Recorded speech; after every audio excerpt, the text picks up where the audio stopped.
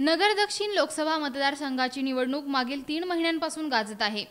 नगर महापालिकेच्या निवडणुकीचा फैसला झाल्यानंतर सर्व पक्षीय नेते आणि कार्यकर्त्यांनी अंगावरील गुलाल झटकून लोकसभेच्या रणसंग्रामाची तयारी सुरू केली होती।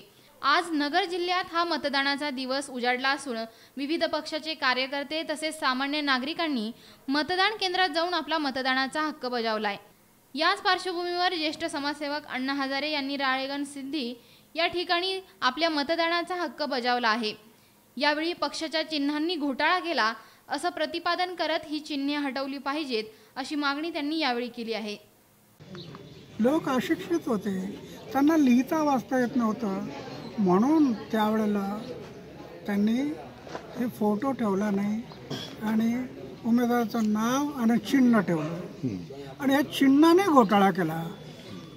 तर आमची मागणी ही होती की चिन्ह हटवा। आता एक काम चांगलं झालं, निवडणूक आयोगाने फोटो आणला। आता आमचं म्हणणं आहे की जर फोटो आणला तर चिन्ह ठेवायची गरज काय? काय गरज नाही। पण मग नोट उमेदवाराचं नाव आणि फोटो बरोबर ते आता फोटो आलेला आहे, पण नोटाच्या ठिकाणी कोणता फोटो टाकावा? नोटा काढूनच टाकायचं। अच्छा, उमेदवाराचं नाव आणि फोटो, बस दोनच गोष्टी काय अडत नाही ना। एकदम क्लिअर इलेक्शन होईल। उमेदवाराचं नाव आणि फोटो, फोटो पाहिला की लोक पाहतील हा गुंड आहे, हा भ्रष्ट आहे, हा लुटारू आहे, मत देणार नाही।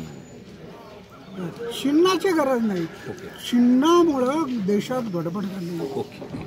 ठीक आहे। प्रतिनिधी शाहिद शेख, न्यूज टुडे 24, अहमदनगर।